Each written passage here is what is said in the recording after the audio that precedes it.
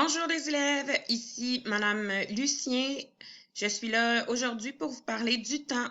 Donc, je sais, vous en avez déjà entendu parler. C'est pas quelque chose de nouveau. On l'utilise tous les jours, le temps.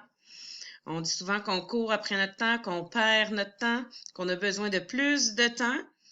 Puis en ce moment, du temps, on en a, même si on préférait le passer avec nos proches.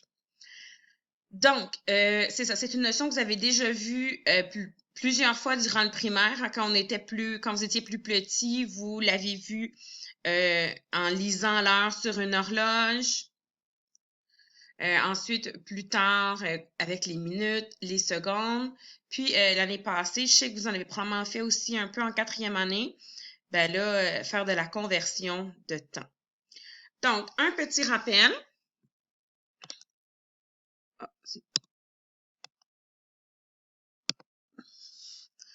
Une heure, c'est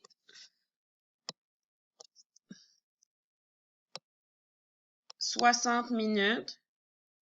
Puis, si on fait 60 fois 60, parce que dans une minute, il y a 60 secondes, ça nous fait 3600 secondes. Aussi, quelques petites précisions. On peut utiliser aussi les fractions pour le temps, comme par exemple, ici, en une demi-heure, là, ça va être 30 minutes. Mettons, un quart d'heure. Ça va être 15 minutes. Comment je le sais? Mais si je le mets sur 60, 4 fois 15, ça me fait 60. 1 fois 15, ça me fait 60. On pourrait aussi les mettre en nombres décimaux. Une demi-heure, je pourrais dire aussi que c'est 0,5 heures. Ici, je pourrais dire que c'est 0,25 heures. Donc, vous n'êtes pas nécessairement obligé d'utiliser ça. Je veux simplement vous faire remarquer qu'on peut utiliser aussi les nombres décimaux et les fractions avec le temps. Donc, quand il faut faire de la conversion de temps, donc ça veut dire soit on passe de minutes à secondes ou de secondes en minutes, il faut utiliser, OK, c'est soit fois 60 ou divisé par 60. OK? C'est ce qu'on va utiliser le plus souvent. Puis, dans certains cas, il y a d'autres techniques. Puis, si toi, tu le comprends bien, puis que tu utilises une façon qui t'est propre, puis que toi, tu te sens à l'aise avec ça, puis que tu te trompes pas, ben go, vas-y.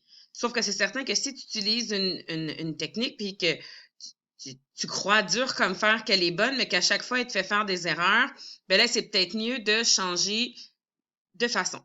Donc, je commence. On a 42 minutes qu'on veut transformer en secondes.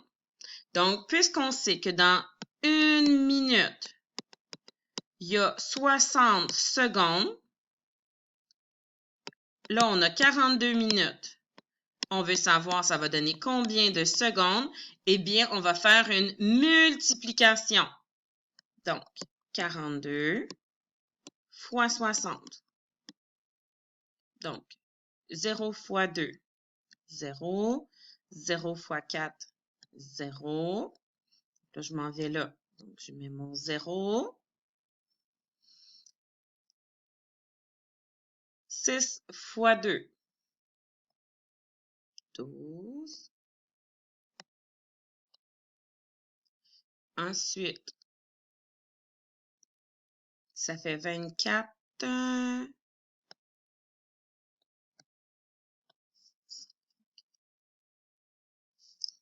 Donc, on arrive à un total de 2520 secondes. Donc, la réponse est 2520 secondes.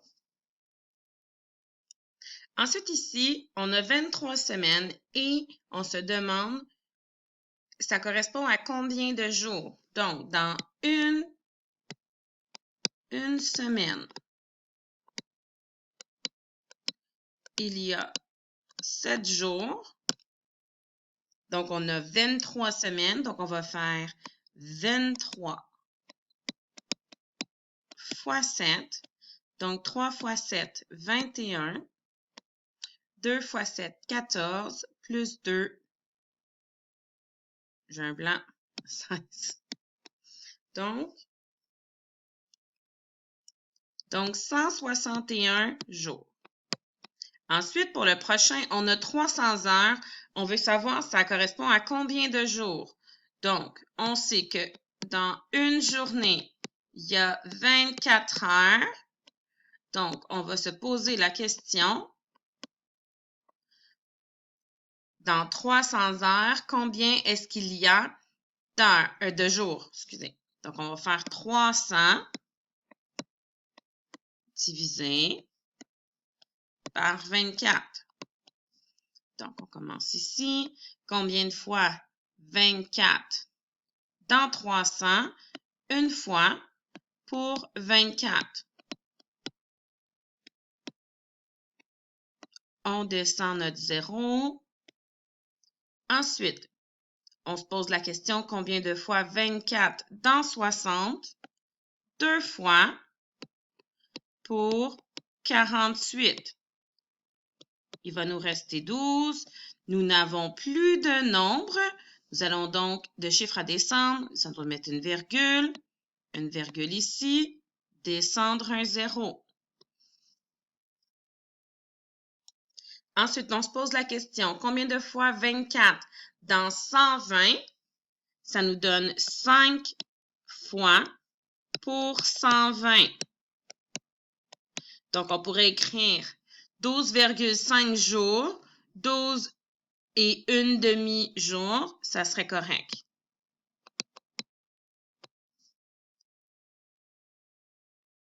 Ensuite, pour le prochain, 11 heures et 47 minutes.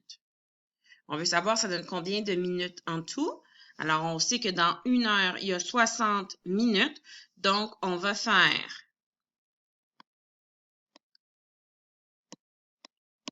11 fois 60. Donc, 1 fois 0, 0. 1 fois 0, 0. On arrive au 6. 6 fois 1, 6. 6 fois 1, 6.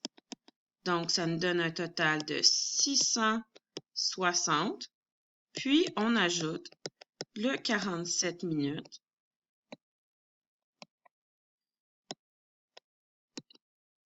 qui nous donne un total de 707 minutes.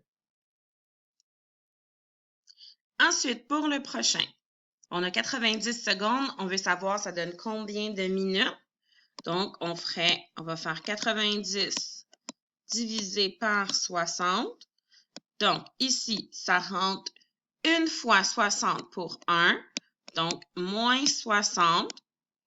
Il nous reste 30. On n'a plus de chiffres à descendre. Donc, on met une virgule ici. On prend un 0. On descend. On se pose la question, combien de fois 60 dans 300? C'est 5. Donc, moins 300. On a terminé notre division. Donc, la réponse, c'est 1,5 minutes.